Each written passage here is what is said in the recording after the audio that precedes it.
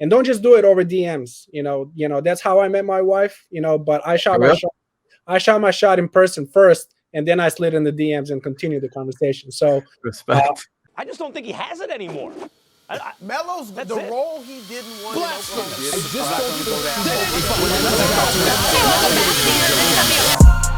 Carmelo Anthony drills it straight away. What's going on, everybody? Welcome back to another episode of Control the Narrative, a podcast where we control the narrative that the media creates. If you're new around here, subscribe to catch our weekly podcast. And if you're a returner, if you're a subscriber, better yet, if you're a Control the Narrative member, we appreciate your attention and we just appreciate you, as always. Big episode, not only because it's number 70, but because the regular season has ended. The Portland Trail Blazers have secured the 6th seed. They avoided the play-in, and they're going to be playing Melo's former team, the Denver Nuggets, in the first round. My New York Knicks secured the 4th seed. First playoff berth since 2013. We know who was on that team back then, and they got the 4th seed, which is fucking amazing. They're matched up against the Hawks. Both teams, Blazers and Knicks, have a legitimate shot to move on to the next round at the very least, and we're going to get into that. So with that being said, I'm going to bring on my guy Velo and my guy Reggie. How you guys doing today, bro? Good. Doing well. Thanks for having us, man. Of course. Reggie, it's been a minute since you've been on. We were just talking real quick. You were literally one of the first guests when we moved over to YouTube. And Velo I don't think we've talked since like before the season. I don't think. Yeah, we're the alumni here, man. We're the real deal. Yeah. So two returning visitors. Hyped to have both of you guys on. Glad to be on. Let's get into it. Blazers finished as a 6th seed. We'll get into like the playoffs and shit like that in a minute. But as far as the regular season goes, with obviously CJ being out a long time, Nurk being out a while, Dame going through his injuries but still playing and all that shit. What grade? And we're talking like A+, B+, B-, F, all this shit. What grade would you give the Blazers regular season? With all things considered, Velo, we'll start with you. Yeah, appreciate it. Yeah, with me, it was a B+. I'll give it a B+. Multiple reasons. Obviously, we as kind of Melo fans, we try to look at Blazers seasons, through kind of Melo's eyes and how he did and stuff. I think we're kind of like subjective like that, but I try to look at it a little bit more objectively. How they did, with the amount of injuries that they dealt. And I think, how they say basketball is the game of runs. I feel like that's how their season was. It was kind of like, a run of wins and then a run of losses, a run of wins, a run of losses. And I think, they were heavily impacted by injuries in the first half of the year with Nurk, who is, in my opinion, the most important player on that Blazers squad. We can get into that a little bit later, but missing CJ, who was the secondary primary ball handler behind Dame and kind of like that scoring punch. I do feel like they deserve a B+, and because of the injuries and winning the amount of games, especially in that first run, that was really fun for us to watch when kind of like Melo was like really being Melo with CJ out, and they were running a lot more offense through him. But also, I think when you consider, I think Vegas had them winning like 41.5 games or 40.5 games like before the season started, like if they were fully healthy. I think the fact they managed to get over that, with just, with Nurk missing 20+ games and CJ missing 20+ games, Melo missing some games in the end. Dame even missed like handful of games as well. Yeah. So I give it a solid B+. And I think they overachieved at the end, to be completely honest, how everything went. Fair. Reggie, what do you think? I give them a B-. With just a lot of everything you said, with all the injuries that they was dealing with, all the different rotations that they have to deal with. You got to give them credit to be able to make the playoffs with everything that's going on. And I can't say that at least about them, because even last year they had all the injury bugs and stuff or whatever. The main thing that I'm critical about us being Melo fans, and I try to be a little bit more objective or whatnot. I don't know if it's that he's my favorite player and I'm blinded by it, but in a lot of cases I feel like, but we've seen them do it, like we just saw when CJ and all them was out and Melo had to step up and and carry the team and stuff and whatnot. And then everybody comes back, and it's just like, all right, we don't need you to do all that no more. It's like, well, if it's working, I mean, find some type of way to get a better rotation so where he can take the load off of Damian Lillard or whatnot, so that he won't be so gassed towards the end of the year and mess around and catch injuries and stuff or whatnot. I believe Melo could carry a lot more of a load offensively if they just kind of give him the chance to or whatever. I just feel like for whatever reason, I don't know, it's like they try to keep him on the leash.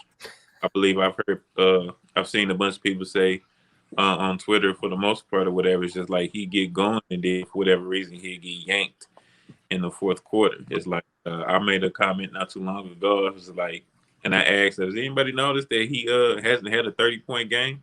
And somebody corrected me. He had one game. I think he had like 32 for the Pistons. Yeah, last season.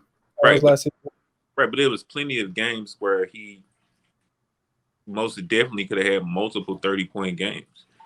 And it's like, and I mean, I don't know if it's more on his part or whatnot to convert the narrative that he's only looking for 30-plus point games or whatever. But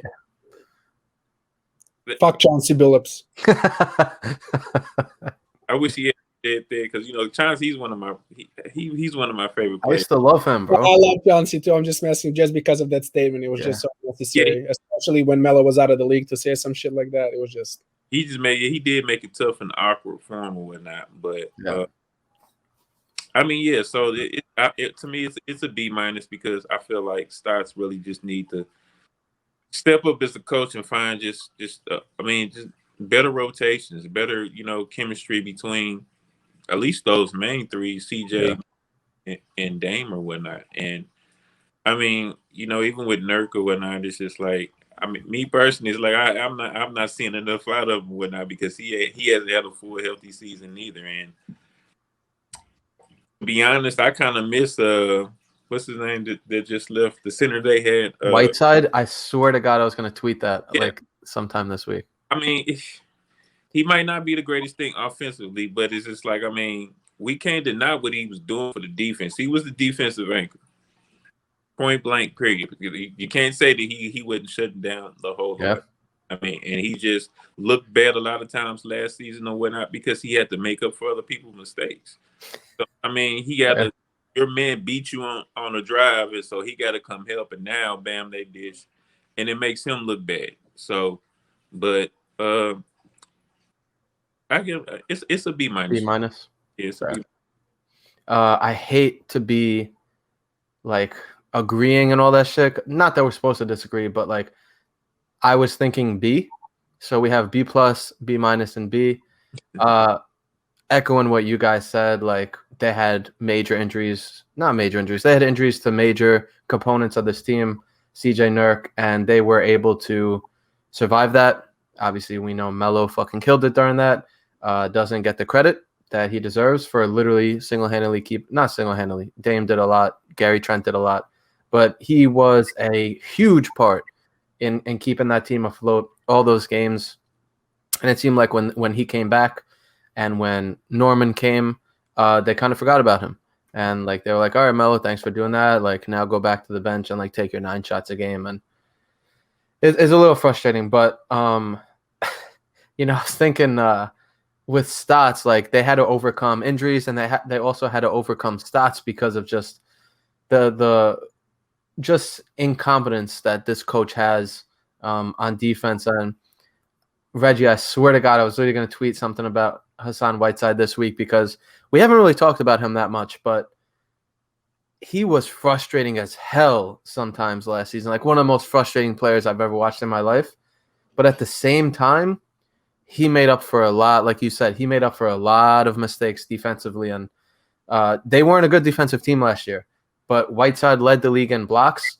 And part of it was probably because this team couldn't keep anyone in front of them. And he had so many opportunities to block shots. I don't know if there's like a potential block shots counter. There probably is. The calculator boys probably have that. But Whiteside, I'm sure, was near the top of that. And especially when... Yeah, there's that stat with with Rudy Gobert, like influencing the shots around the rim. That's There why you he's winning basically Defensive Player of the Year like 3 Yeah. years in a row, because he's influencing all the shots. Perfect. And like when Nurk went out this year, they had Cantor instead of Whiteside, and obviously Cantor, offensively, he's a menace on the boards. Like, we know what he can do, but defensively, they really struggled without, a defensive big, because like Melo played the 4 a lot, Covington played the 4 a lot. Harry Giles really didn't get that much run, even though I would have liked to see him more. But anyway, yeah, I feel like they did overcome a lot, but at the same time, I feel like they had an opportunity to be a better team if they focus on defense. If they implemented Melo more offensively, could have taken more load off of Dame and CJ. I forgot which one of you said that, taking the load off Dame a little bit. And yeah, man, I feel like they could have had a better season, but all things considered, I'm content with it. Obviously, will we be rooting for this Blazers team next year? Will we be wearing their jerseys like Reggie is right now? Who knows? But this season, I think it was a B, and they could have done better in certain areas, but at the same time, they did go through shit, injuries, their coach not being that great, and different things like that. But good point about Whiteside. I've been thinking about that lately. Let's transfer it over to Melo real quick. We all touched on Melo and how they could have utilized them more, but how would you guys grade Melo's regular season with all things considered? Reggie, we'll go to you first this time. Same scale, like A, B+, whatever. Yeah, I'm going to be a little critical with them and say B+. That's pretty good grade. Mainly because Melo's a great rebounder. He really is. And throughout his career, really or whatnot, I just really feel that he could be, that could be that other piece that if he was doing it more of that, he wouldn't get a lot of slack from all of these other sports experts and stuff or whatnot, because they just look at him completely as a scorer. I look at him as just a straight up hooper. Period. Yep. He gets out there and he just hoops or whatnot. And he does what he's best at, which is scoring. And a lot of that is him, hurrying up, getting down on the other end, catch the mismatches and things or whatnot like that. But being that he's later in the rotation or whatnot, or fourth or fifth or sixth option or first option, stuff, whatever like that. When he do get out there, go ahead and the people that they want the team to revolve around, go ahead and let them, get in their positions or whatnot. You make sure you secure the rebound, get down there, and just put yourself in the best position for you to take advantage of the opportunity. And really, for the most part, probably that's just it. I mean, he does step up in a lot of other ways. He really steps up defensively, as much as people want to turn around and say that, try to talk about his defense or whatnot. I mean, there's different aspects of defense. I mean, on ball, I think he's pretty freaking good. Yeah.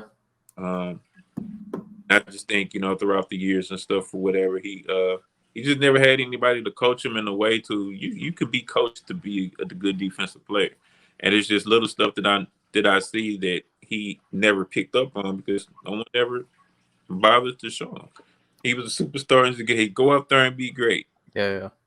And so they never really, I don't think they ever really touched on that, but he has just stepped up a lot more and make just, little sneaky plays, veteran plays that you see out of him, little, just quick steals and stuff or whatnot, all those little those little white blocks that he get and everything like that. So, and other than that,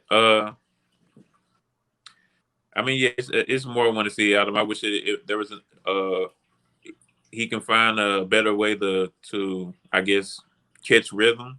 I know it's hard for him to do because everything runs through Dame and then CJ and Nurk, and some nights, and then he got to come on and get on the floor with his Anthony Simmons and stuff. Yeah.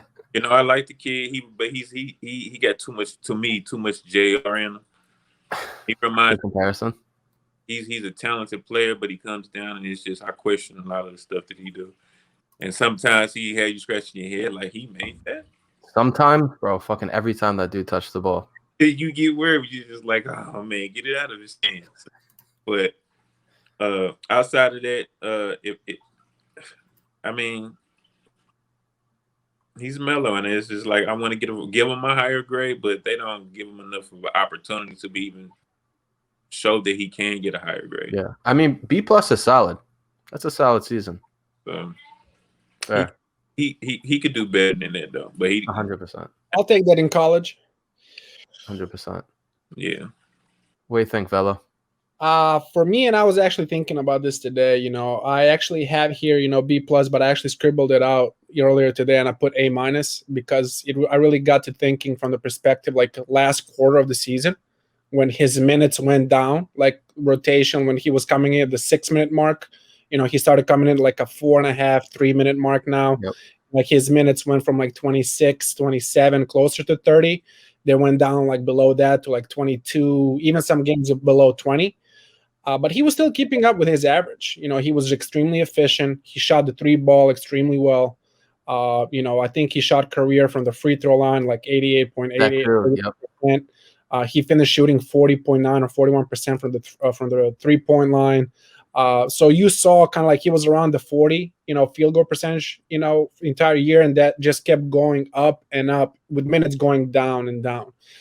So that's one kind of what pushed it for me. And that kind of like you said, he's a rhythm player. And I felt like they really had a good thing going on. I think I'm preaching to the choir here when I say that, the bubble starting lineup, obviously you replace Zach Collins, who is hurt. You put in the Covington, and you're not really losing a lot. Yeah, you lose some size, but you have Covington's mobility. And I don't think Covington is like an amazing one-on-one defender, but I really do want to give him kudos that he is a great team defender. He is all over the place. He'll surprise you, help, from the back, get those sneaky blocks.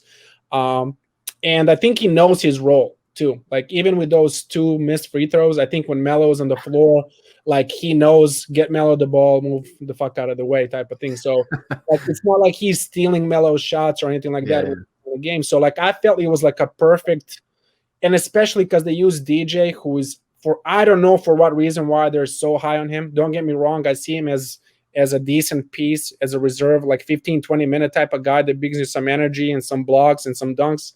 But he is in no way an NBA starter, especially if you want to call yourself a championship contender. 0 minutes now. Yeah, like Jimmy was joking, Jimmy Butler, like they got rid of DJ, and that's why their defense got better. I don't think he was joking. I think he was like telling the truth, because he went from being a starter for 50+ games to like DMPs. How do you how do you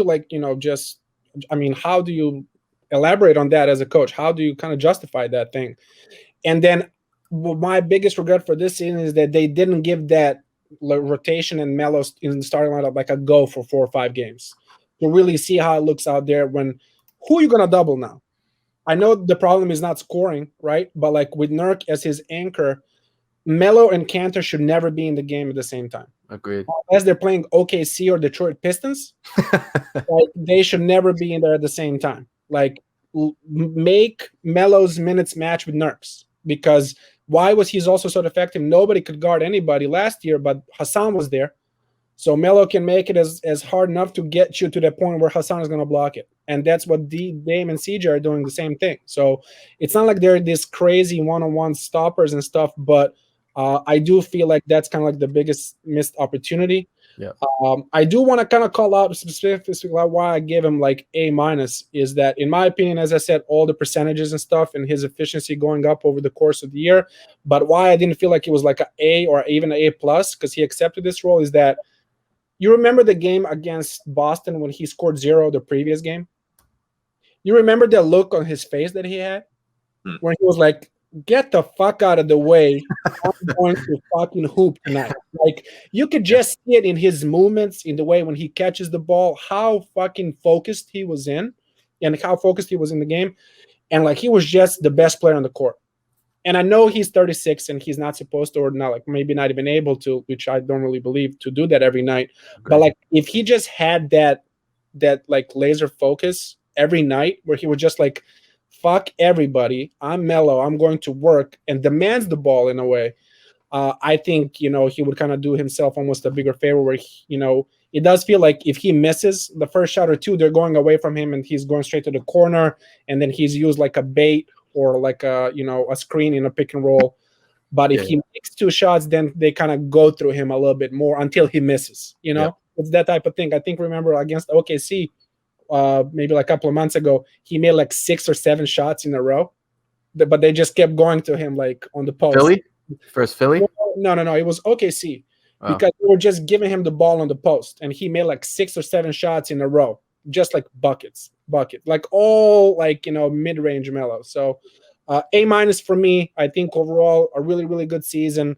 I think media also is saying a different, kind of singing a different song as well. Yep. Because of this season, which is mind-numbing to me. But again, it's regular season. Where I'm really excited what our boy can do in the playoffs against his former team. Yeah, it's gonna be exciting. I was also thinking about this today. While I was getting a cut, I was like, all right, what grade am I gonna give the Blazers? What grade am I gonna give Melo and shit like that? I kept moving, which is why my barber fucked up my hair and it's fucking around. I'm gonna go with Velo on this one. I'm gonna say A-. You think about him setting a career high in three-point percentage. You think about him setting a career high in free throw percentage. Little stat, obviously he doesn't get to the line nearly as much as he used to, but was reliable as hell from three, especially in the fourth quarter. I'm pretty sure he shot, I don't know what the final numbers were, but a week ago, he was the third best three-point shooter in the fourth quarter in the entire league at 50%. He's had a few good games since then, so I'm sure it's at or around 50%. To be someone that they can rely on, whether they did or not, to be someone that they can rely on in the fourth quarter, along with Dame, along with CJ, along with these guys, and doing that off of the bench in limited minutes for a guy who scores the ball in rhythm and shoots the ball and like he needs rhythm to shoot the ball effectively. I think major props to him. To go along with what Reggie said, the rebounds 3.1 this year, a little low, obviously, not as many minutes as he usually gets, but his career average is 6.3. So he's a better rebound than 3 rebounds a game. I don't care how many minutes he plays. And I don't know, little thing, but I feel like last year we got all those memes and all those videos of him saying, fuck out of here, I got it. We didn't really get that much this year. Like, I don't know why, if like, he was just letting his team, like for whatever reason, we didn't really get that. So would have liked to see him be a little more aggressive on the boards. But really, for a guy coming off the bench who was a star, an absolute star for the first 14, 15 years in his career, it's really impressive just the way he's been able to adapt and continue to evolve his game and prove everybody wrong who said, I just made a post about it today, to prove everybody wrong who said that he can't adjust, all he does is mid-range, this is dead, he can't spot up shoot, and all this shit, when he's shown time in and time out he can adjust, whether it's to the triangle, whether it's to the fourth option in OKC, not the best year as we know, but it was his first year doing that. Portland last year, and obviously Portland this year. So hell of a season for Melo. Obviously, you would like to see him be a little more consistent. Forget about game over game. Forget about like in the game, but game over game, where it's like, he'll go through a shooting slump for like a week and then have like a really hot week. And obviously the averages average out. But at the end of the day, he was a dude who this team could rely on, a veteran who brought leadership, and just people don't give him respect on defense. Like, he was one of the vocal defensive captains of this team. Like, if you watch the game, you see he's always calling out picks. He's always saying, watch backdoor, all these little things that don't show up in the box score, but we notice it because we watch the game. So I'm going to go A-. I think, really just like proud of what this dude's been able to accomplish and continue to do at this age in his career. So when he come out and say how many more years he's going to play, it's probably going to be like, year to year, whatever. But, if he just keeps this up, like, I don't see him playing less than 20, 21 years. I mean, I still see easy 2 or 3 years of Yeah, really productive basketball. he And can. Essentially, He if can. you want to stay and have those couple of Vince Carter years where, he plays, just like 10, 12 minutes, I think he can do that, but I definitely see productive 2, 3 years left where he can, legit average double digits. Yeah, And be an important weapon for a team. 100%. Let's shift gears and go to this playoff series. We recap the season. Good season for both the Blazers and Melo, with all things considered. Now we go to the playoffs. The Portland Trail Blazers got lucky in a lot of ways to get the 6th seed because they're matched up against the Nuggets without their second best player, Jamal Murray, out with a torn ACL. Michael Porter Jr. has stepped up big time, but at the end of the day, missing your second best player is obviously huge. So it was funny. The last day of the season was yesterday. We're recording this Monday, and the Thunder needed to beat the Clippers for the Clippers to drop down to the 4 seed and play the Mavericks. And when I tell you, I was rooting harder for the Thunder last night, and that guy Waszewski, whatever his name is, that like Waszewski. Yeah, that dude, I was Serbian brother right there. I was going fucking ham rooting for that dude. I rooted harder for the Thunder than I did probably when Melo was there.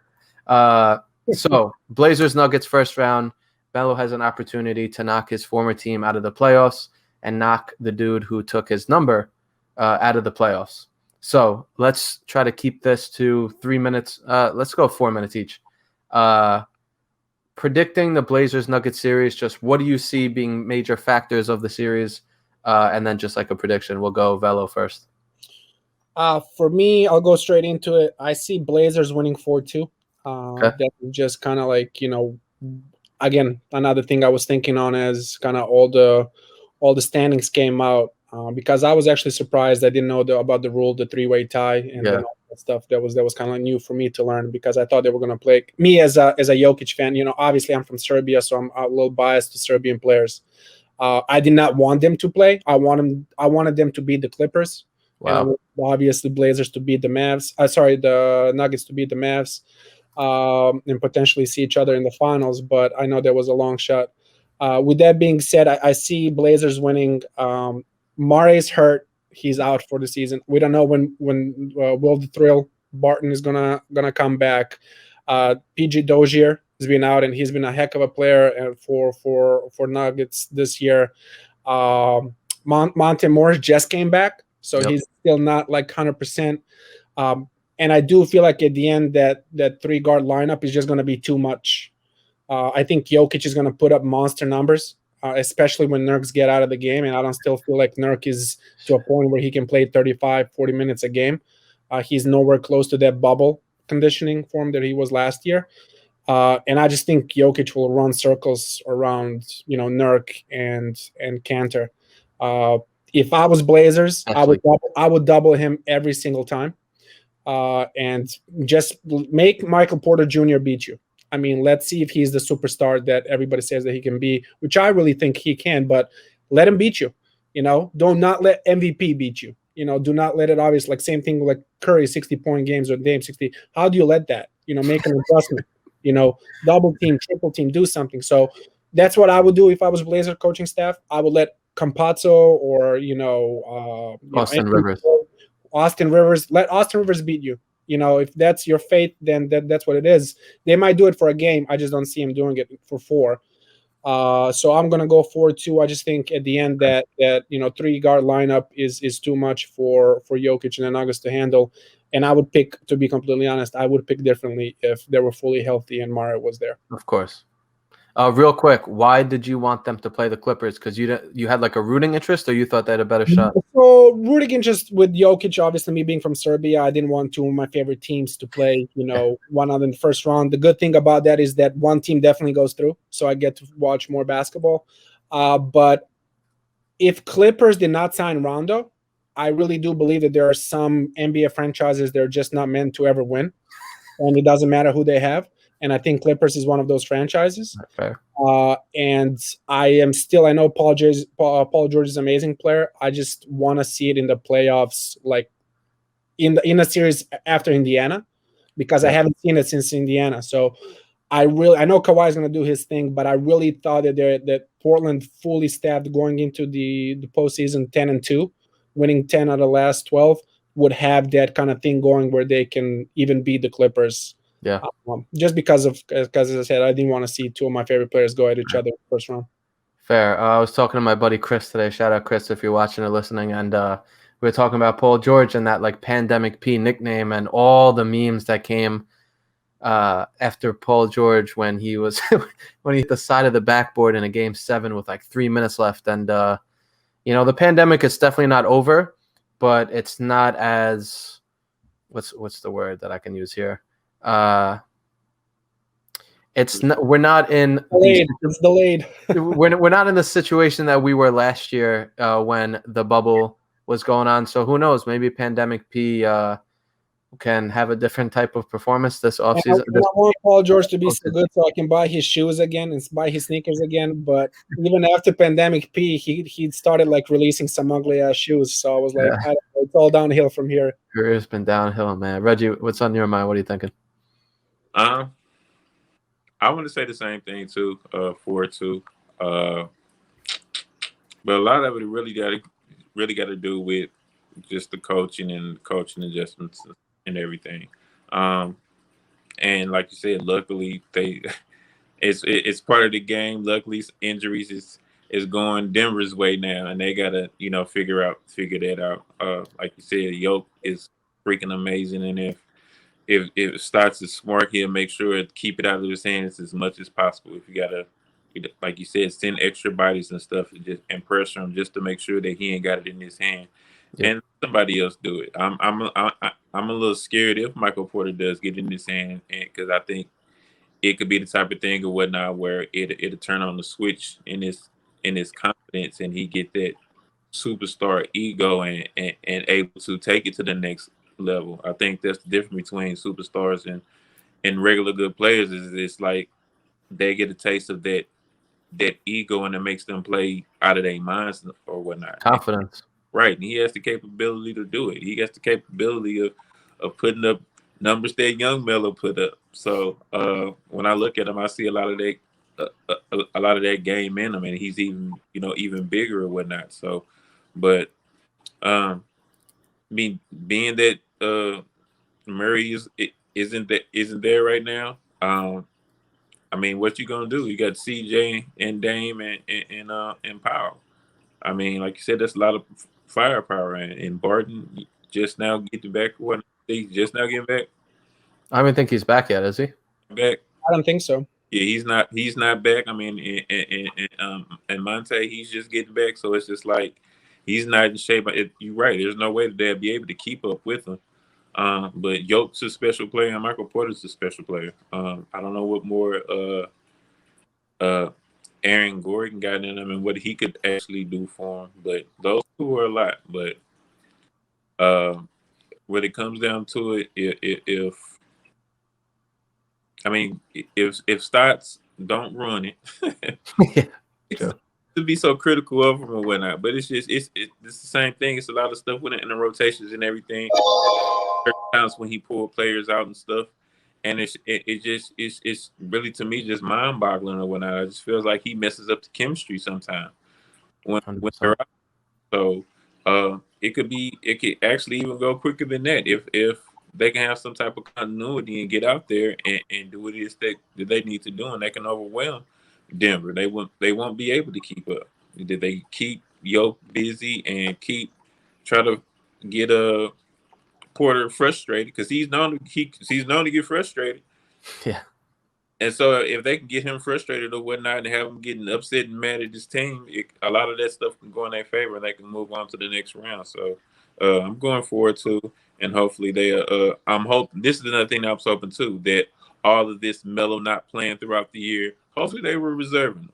That's really what I'm hoping. Hopefully they were reserving him and trying to make sure that he make it to the playoffs so he can take it to another level and show out. And I'm glad. I hope so. I hope so. From your lips to God, I was hoping that they were gonna do that at the end of the season. Like, all right, the first half, first 3 quarters, didn't see it. I hope that they do that in the playoffs. So both 4-2s. I am, for some reason, oddly confident in this Blazers team right now. And I think they win in 5. I think Jokic obviously looks like he's going to be the MVP. He'll win a game single-handedly, but I just don't think the Nuggets have enough firepower to hang with this Blazer team, especially right now, because of how good this Blazer team has been playing. Was 2 free throws away from beating the Suns, beat a lot of good teams. Not a lot, but beat some really good teams over the past 2 weeks in this little 10-2 record that they are finishing the season with. But I'm just really confident they're healthy at the right time. They seem to be clicking at the right time. For whatever reason, I feel like Nurk guards Jokic really, really well. I feel like he's a very good defender for Jokic. When Kanter comes in, there's going to be some serious problems trying to guard Jokic. But yeah, I think Stotts already has shortened the rotation. 8 guys are playing, which I love. I think it makes so much sense. As much shit as I talk about Simons, he's been balling. So I am just very, very confident. I feel like everything is clicking at the right time. Not saying they're going to win the championship, but at the very least, I think they take care of the Denver Nuggets pretty quickly. And I hope so, because I was texting one of my buddies today, and I can already see the memes about Melo when he was in Denver. I think he was there for, let me think, 4, 5, 6, 7, 8, 9, 10, 11. That's 8. So 7 out of the 8 postseasons he played in with the Nuggets, they got knocked out first round. I could already see the memes saying Carmelo Anthony keeping the Nuggets out of the first round since 2004. I can already see it. But keeping the Nuggets from advancing to the next round since 2004. But yeah, man, I'm really, really confident right now. I feel like, I don't want to say Stats has his shit together, but just this 8-man rotation, that alone, it makes me confident, because you don't have all these different experiments going on. Like, just put these guys out there and let them play. I feel like the Blazers will take it up a notch defensively. I'm hoping so. And I feel like when this team wants to play with urgency, they can, and they're really good at it. We saw what they did in the bubble last year. Obviously, you still have the majority of those pieces together, so I'm very confident. I feel like they'll win 5. Can very much see it going 6, but I think the Blazers advance. And Melo advances past the first round for the 3rd time in his career, which is fucking wild to think about. Speaking of that, 3rd time, if they win, it would be the 3rd time in Carmelo Anthony's career that he advances past the first round. I want to know from both of you, what would a deep run in this postseason mean for Melo's legacy? So 2nd round, I don't really think that's a deep run. Let's say they get to the conference finals, they play Phoenix or the Lakers or the Warriors or whoever in the next round. And they beat them.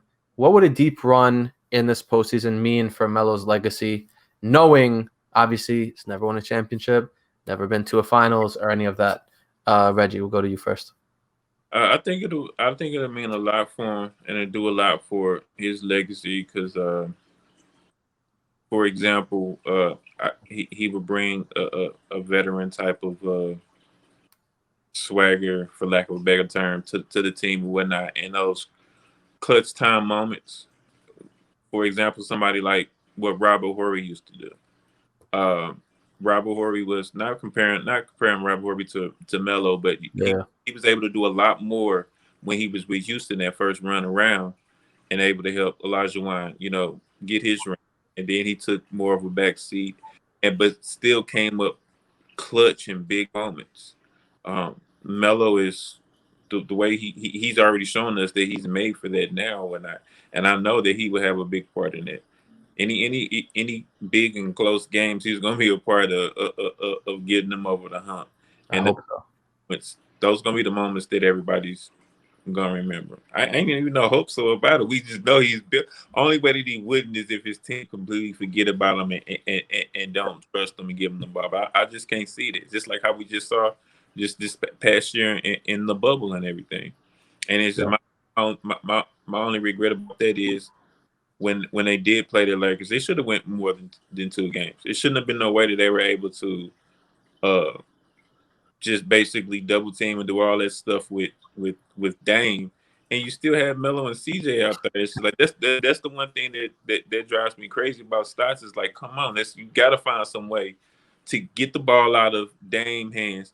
You get two other people who can draw attention to them. Let him score. Let him score off the ball sometimes. Yeah. Let him. I mean, and he should be able to do. He can shoot it deep. He can shoot it doing all this stuff. He should be doing everything that Steph Curry does. Steph Curry don't need to keep the ball in his hand.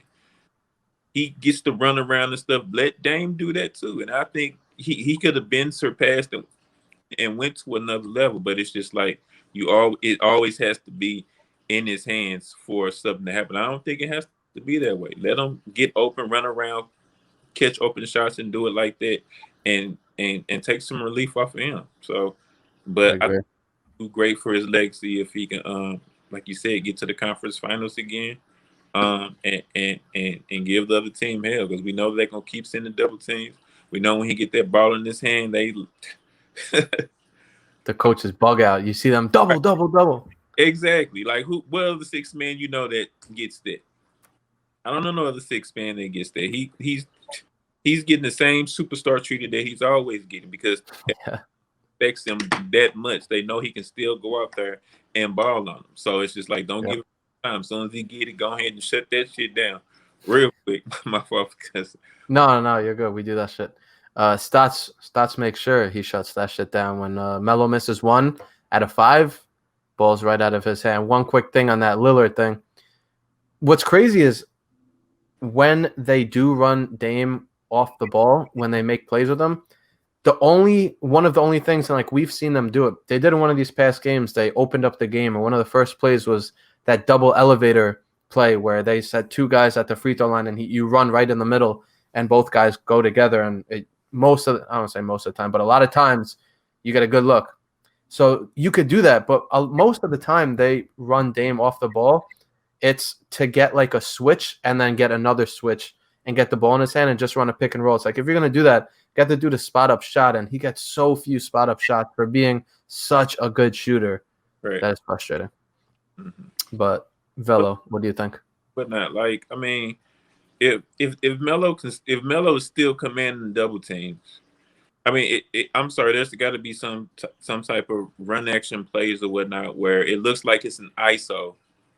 As soon as this double team comes stuff or whatnot, you should be having CJ and Dame open for stuff. If he's drawing, if he's drawing a double team like that, there should be some run action play or whatnot where y'all running the play while they sitting there thinking, and it's the ISO and he's going 1-on-1, bam, you pop up to the top or whatnot, or if it isn't up there, then CJ pop on the other side of the corner or whatnot, and just move the ball around. Double team coming, pass. You got 2 great shooters who should be open to score, or at the least, the defense should shift it all the way on the other side. You move the ball twice over on the other side. Now you got Dame or either CJ able to work alone and be able to create their own shot. Yeah. I don't see enough innovation in that. It's just like you got enough people that's able to create their own shots. Why don't you create some space for them? Yeah. So. And Melo was playmaking when CJ was out and Nurk was out. Like, Melo was one of the main playmakers. And again, as soon as those guys came back and they traded for Powell, they just seemed to go away from it, which is frustrating. But Velo, let's hear your prediction. Yeah, sorry, not prediction. What would a deep run mean? My bad. Yeah, it's really hard. Like, I'm just gonna touch a little bit on what you guys were saying. Like, it's really hard not to hate on Stotts. Like, I really try not to, because I genuinely think he likes Melo. And I think he generally looks like a good guy, even though I heard him talk about plus minuses and catching that up, doing like, halftime and stuff. Dude, really? You're a coach. Like, eye test. That's all you need. But I just can't figure out. Like, I'm going to try to say something really simple, and hopefully you guys understand where I'm coming from. Is that CJ and Dame, we know they're good, but we see it on every possession. They don't get anything easy. Like, you see them put their freaking magic on like almost every possession, like 17 dribbles, like, James Nesque, and they're so good and they have so many options that they should be able to get 6 to 10 points a game without even like almost trying. Like some easy cuts, some backdoors, some pin screens, some elevator play, something similar where you kind of and maybe they're saving that I did not see anything change with Boston, with the Portland for 72 games. Nothing really changed. So it was like, if it's working, great. If it's not working, shit, I guess we're going down. Like there's no change. There's no switch ups. And that's kind of what's scary going against a team like Nuggets, and they're really, really well coached. No adjustments. Yeah, so like no adjustments in the playoffs can cost you like, multiple games, and that might be, too late, until it's time for adjustment. But going back on the legacy, unfortunately, big part of his legacy, I mean, just think how great were those experiences when he did go further away from the second round. Like, you don't have to be a Melo fan to like really think, oh, like that shit was special. Like when he did it with Denver and that, Chauncey Billups stuff, you'll still see regularly on Twitter those fights between Kobe and Melo on the post. People post those regularly. Like I see them, once every couple of days because they were so fun. And then remember that, win against Boston and playing against Indiana, one of the most nightmarish, experiences, as a fan, as a Melo fan and a Knicks fan, to kind of watch. But to be completely honest, I just think Melo has the pedigree and that kind of name and brand build up that it's unfortunately, even though he's not a primary guy anymore, it's a championship or bust. And I don't think it's just Melo type of thing. It's Portland type of thing, right? Yep. Because to be completely honest, if you look at the names 1 through 12, they're as good as anybody. To be completely honest, they're as good as anybody. They're hella fun to play on 2K with, But, can Stotts surprise us and really kind of, get the better of Mike Malone and surprise, somebody else and really kind of run some plays and some defensive scheme where he throws some different looks. Like even that zone that they tried, which was like 2-1-2 or like 3-2. Yeah, I know what you're talking about. Like, okay, but just try it. If it's not working, okay, cool, switch. But throw something else out there and see if it's going to work instead of just doing the same thing over and over and over again. So, unfortunately, I think more than ever, coaching will have impact on Melo's legacy with this postseason specifically, because I don't want to be that guy, but I do feel like we could potentially see another scene like we did with that Utah Jazz OKC matchup when Melo was on the bench watching majority of the games, where he was kind of like, what the hell are you guys doing? And I feel like now we're living in an era, you still need to defend, but you can win a lot of games by scoring one more.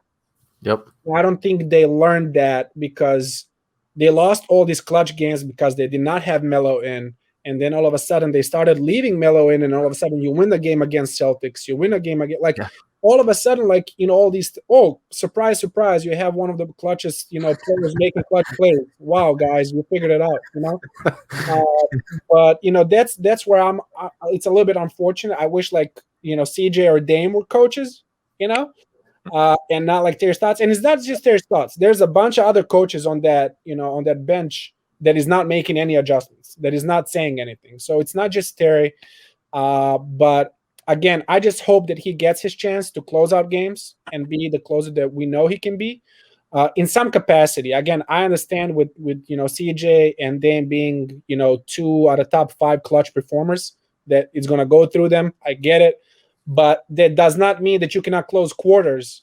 Giving Melo the ball. It doesn't have to be the last shot, but you can go a lot more through him and let him get in his rhythm. And then all of a sudden, what people understand is like, you cannot just expect he's going to be catch and shoot right away. Let him get in his rhythm. Let him get a touch on the post, pin down actions, let some cross screen, give him the ball, let him go to work a couple of times. Even if he misses, I feel like he's building his rhythm. 100%. And now he's a threat from a 3 ball. Now he's mixing you up and one, with spin moves, mid-range pull-ups in your face. And all of a sudden, Blazers get another dimension as a team. Like, when Melo, and I think there was a stat over there, shout out to guys I'm talking to all the time, on the timeline, Steve and a couple of other guys. But I think there was a stat out there that says like when he takes over 14 or 15 shots, they won like 12, 15, we posted that, or 13 out of 16 or something like that. Multiple people posted it, multiple times.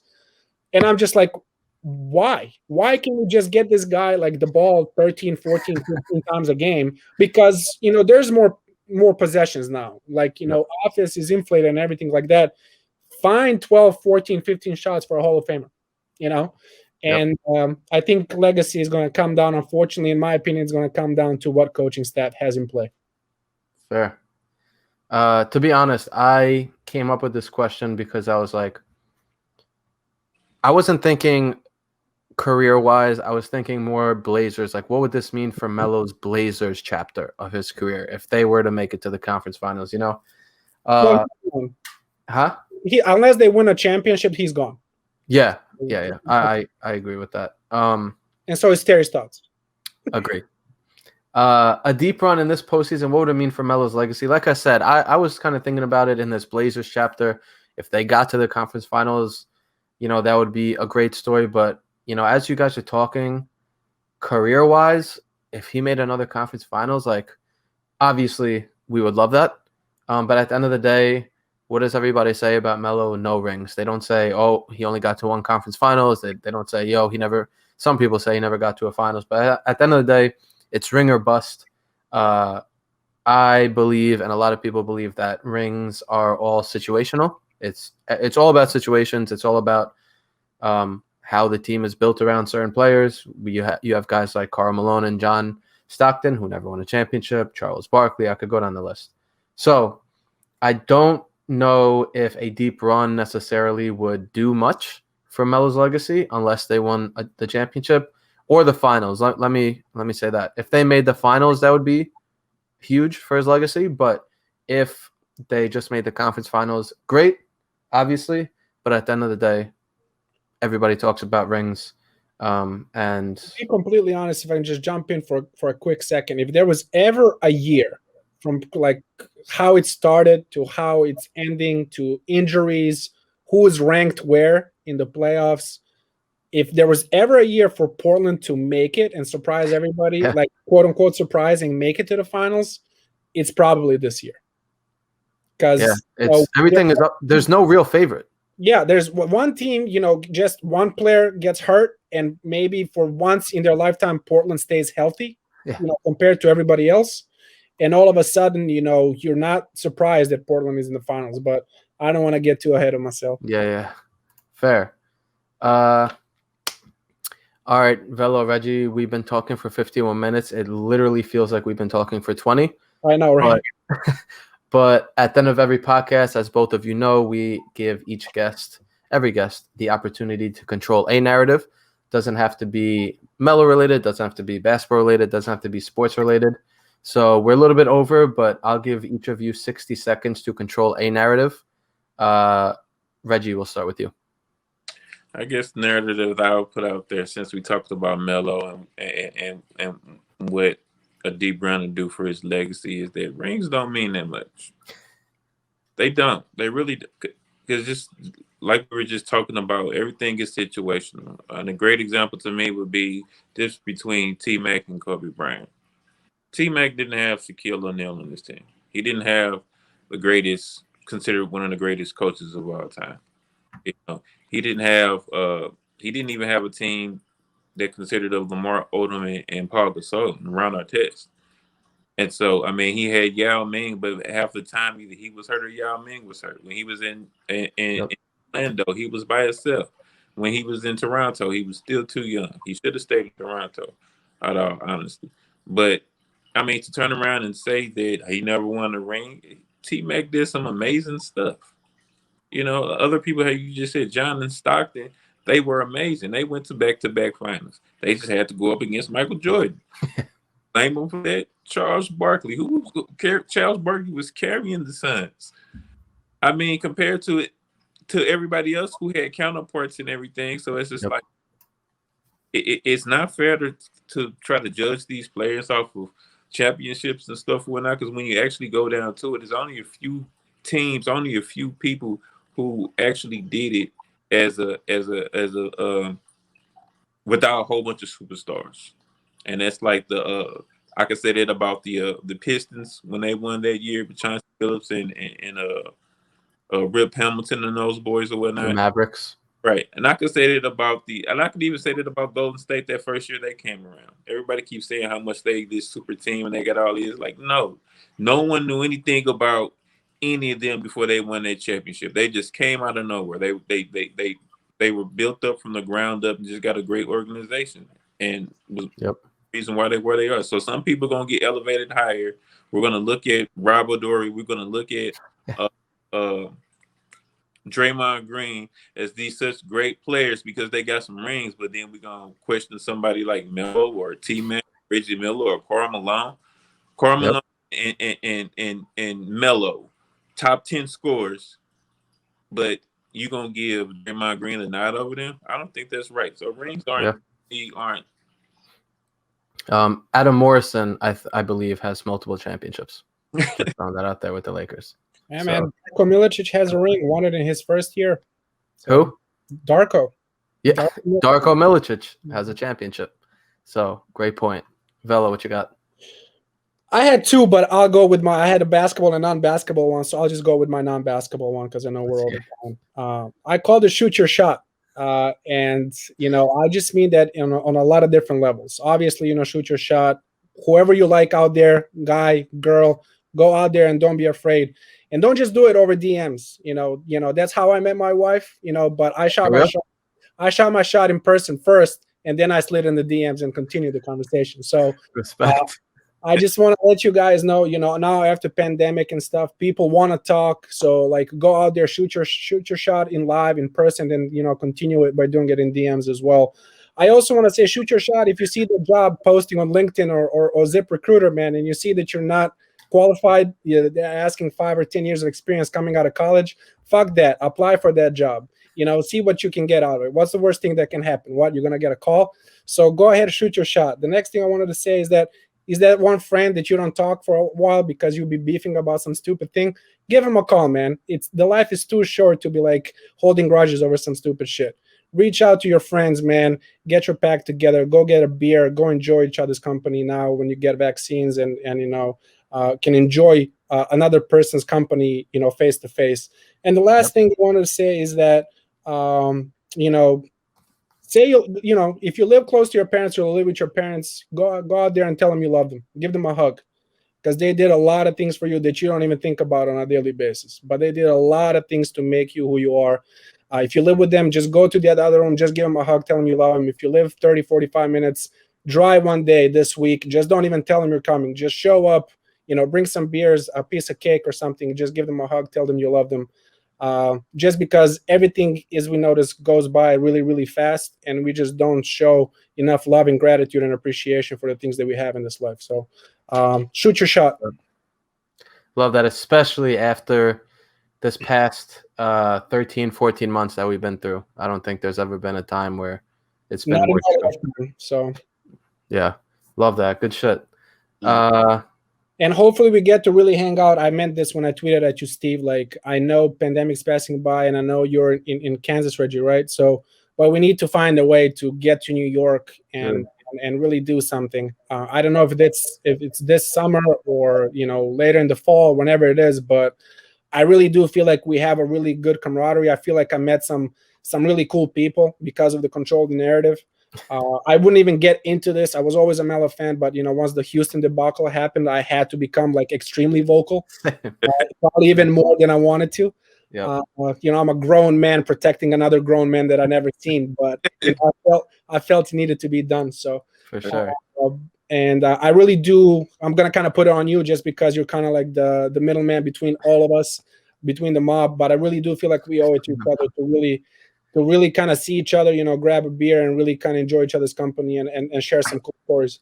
100%. This summer, we want to do something, whether it's, a pickup game, a basketball tournament, or some shit like that. Last year, during the season, we had a meetup after the Blazers played at MSG. So, if Melo's playing with the Knicks next year, maybe we'll have an outing there, or even after the game, whatever. We'll figure something. It's not just a one-time thing. And for you, it might be a little more because you'd be traveling across the world. But no, man. Don't get me wrong. I'm in Boston. I'm only 3 hours away. So all right, gotcha. Okay, so we definitely want to plan something. And I'm not just saying this to say it. We've talked about certain things, whether it's tournaments. Obviously, we were supposed to go to Blazers Nets last year before the pandemic hit. So yeah, man, we definitely want to do that. And again, the reason I started all this shit was because, first of all, Melo was getting disrespected like crazy. And second of all, everybody that I was talking to about this, when I was saying, yo, Melo's not washed, like, what the fuck? And I was like, am I going crazy? And then I meet people like you guys. Right. I could spend hours listing everybody. But yeah, it's been pretty special what the community that we built, and like you see it in Instagram comments, you see it under our tweets and shit like that. So for sure, gonna get something, and we'll definitely keep you guys updated. But yo, Velo, Reggie, I appreciate both of you for taking almost an hour out, pretty much an hour out of your guys' night to come on and talk and recap the season and preview the playoffs. Going to be very interesting for the Blazers and the Knicks, as we know. So appreciate both of you. If you're watching this on YouTube, go to our description and hit both of these guys on Twitter and Instagram. We'll put their links below. But again, I appreciate you guys taking time out. Yeah, absolutely, man. Go get that Control the Narrative merch, everybody. Let's go. Coming out soon. Go get it.